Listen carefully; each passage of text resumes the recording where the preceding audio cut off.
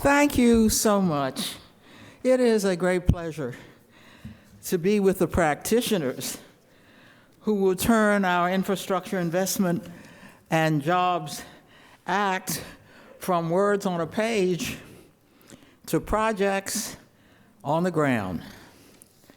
Advancing infrastructure legislation has been a top priority for me as chair of the Subcommittee on Highways and Transit. After 2.5 years of holding hearings, soliciting and receiving member policy requests in a bipartisan public process and collecting and approving over 1,470 projects, I am proud that our Invest in America Act passed in committee and on the House floor, not once, but twice. My subcommittee had the hard work of helping to shape the Infrastructure Investment and Jobs Act, though I certainly preferred the Invest in America Act and wish the House had had a say in the final negotiations. What does the Infrastructure Investment and Jobs Act mean? In districts across each of your states, it means better roads, bridges, transit systems, rail, cycling, and walking infrastructure, along with water infrastructure, ports, airports, increased broadband, and even more.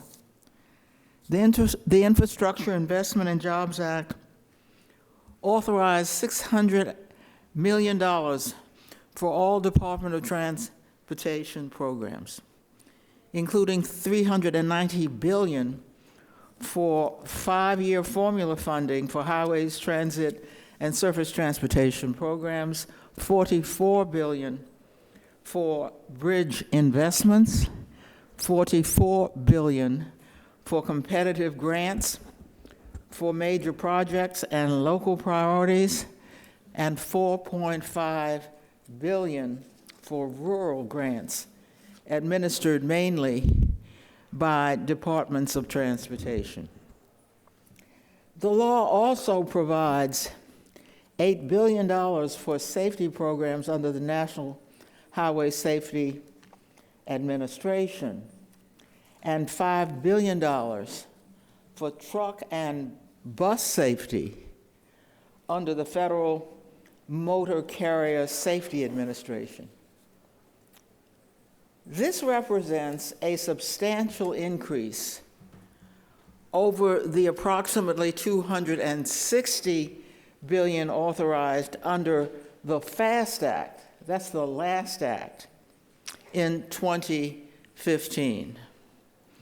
In addition, the Infrastructure Investment and Jobs Act makes a strong investment in addressing climate change by providing $44 billion in new programs such as carbon reduction and resilient grants, and $108 billion in transit programs to help move people in climate-friendly ways.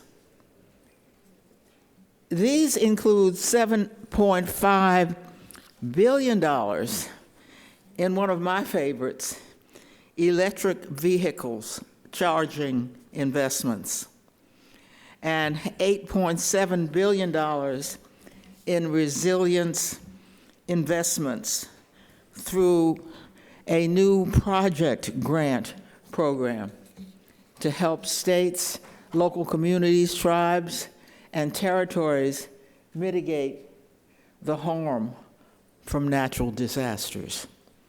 Safety, equity, and reducing carbon pollution are key priorities and principles that guided my own subcommittee's work on the Investment in America's Act. There needs to be a concerted effort to combat climate change and carbon pollution from transportation. The Infrastructure Investment and Jobs Act begins the shift that we must make to reduce carbon pollution from transportation and make assets more resilient to the effects of climate change. Doing nothing is no longer an option. Together we can create a healthier, more substantial space for our children and grandchildren while creating good-paying jobs in our communities today. Our work is not done.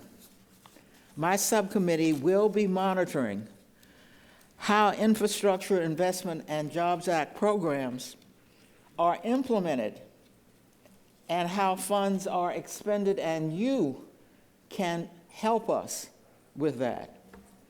I intend to hold a hearing on the surface transportation construction workforce later this month to look at jobs created by this new law and the pipeline of workers to fill them. We must repair and maintain our existing assets. The Infrastructure Investment and Jobs Act continues to allow states the flexibility to apply federal dollars as they see fit for projects that make sense in their particular communities, your communities. Flexibility is not the same as complete autonomy to use federal dollars, however. We need implementation guidance from the Department of Transportation to protect our most vulnerable communities and, of course, our environment. Infrastructure investments will make our committee safer, will make our communities safer, and more resilient, more livable, and more equitable. Through your implementation efforts, we can transform the places where Americans live and work to create a better world for future generations. Thank you for being in Washington today.